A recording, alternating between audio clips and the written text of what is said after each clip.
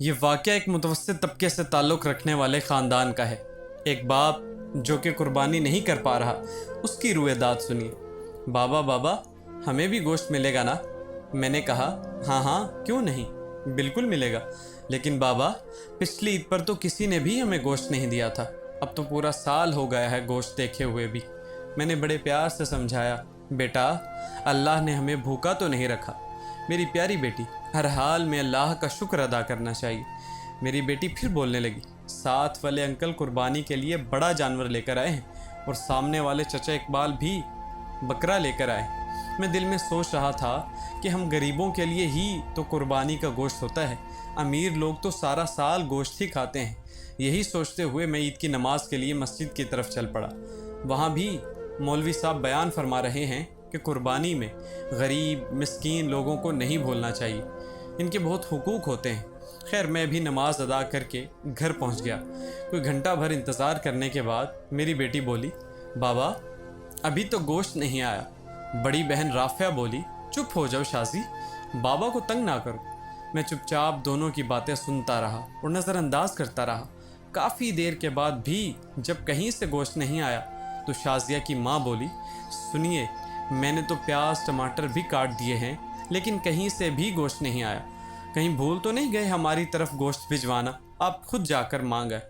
میں نے حیرانی سے اس کی طرف دیکھا کہ یہ کیا عجیب بات کر رہی ہے۔ میں نے نرمی سے کہا، دیکھو شازیہ کی ماں، تمہیں تو پتہ ہے آج تک ہم نے کبھی کسی سے نہیں مانگا، اللہ کوئی نہ کوئی سبب پیدا کر دے گا۔ دوپہر گزرنے کے بعد شازیہ کے بار بار اصرار پر پہلے دوسری گلی میں ایک جاننے والے ڈاکٹر صاحب کے گھر گئے۔ بیٹی کا مایوسی سے بھرا چہرہ برداشت نہیں ہو رہا تھا، اس لیے مجبوراً اس کو ساتھ لے کر چل پڑا۔ ڈاکٹر صاحب دروازے پر آئے تو میں بولا، ڈاکٹر صاحب میں آپ کا پڑوسی ہوں، کیا قربانی کا گوشت مل سکتا ہے؟ یہ سننا تھا کہ ڈاکٹر صاحب کا رنگ لال پیلا ہونے لگا اور حقارت سے بولے، پتہ نہیں کہاں کہاں سے آ جاتے ہیں گوشت مانگنے۔ زور سے دروازہ بند کر دیا۔ توہین کے احساس سے میری آنکھوں میں آنسو آ گئے، لیکن بیٹی کا دل نہ دکھے، آنسوؤں کو زبردستی پلکوں میں روکنے کی کوشش کرنے لگا۔ آخری امید اقبال چچا بوجھل قدموں سے چل پڑا۔ ان کے سامنے بھی بیٹی کی خاطر گوشت کے لیے سوال کیا۔ اقبال چچا نے گوشت کا سن کر عجیب سی نظروں سے دیکھا اور چلے گئے۔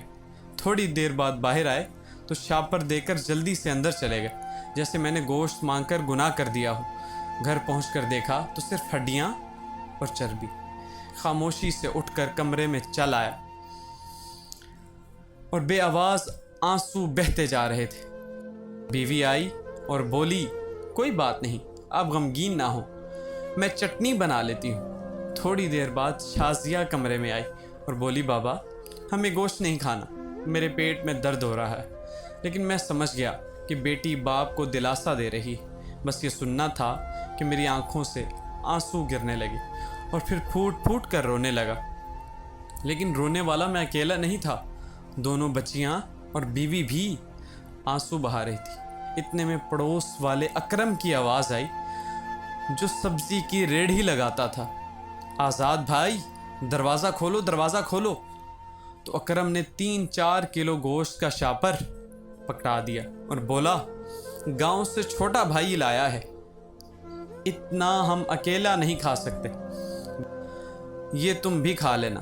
خوشی اور تشکر کے احساس سے آنکھوں میں آنسو آ گئے اور اکرم کے لیے دل سے دعا نکلنے لگی۔ گوشت کھا کر ابھی فارغ ہوئے ہی تھے کہ بہت زور کا طوفان آیا، بارش شروع ہو گئی، اس کے ساتھ ہی بجلی چلی گئی۔ دوسرے دن بھی بجلی نہیں آئی، پتہ کیا تو معلوم ہوا ٹرانسفارمر جل گیا۔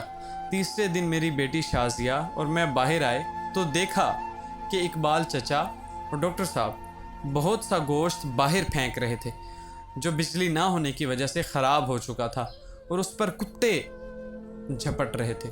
شازیہ بولی، بابا کیا کتوں کے لیے قربانی کی تھی؟ وہ شازیہ کا چہرہ دیکھتے رہ گئے۔ اقبال چاچا اور ڈاکٹر صاحب نے یہ سن کر گردن جھکا لی۔ یہ صرف تحریر ہی نہیں، گزشتہ چند سالوں میں قربانی کے موقع پر آنکھوں دیکھا حال ہے۔ خدارا احساس کریں غریب اور مسکین لوگوں کا جو آپ کے آس پاس ہی رہتے ہیں۔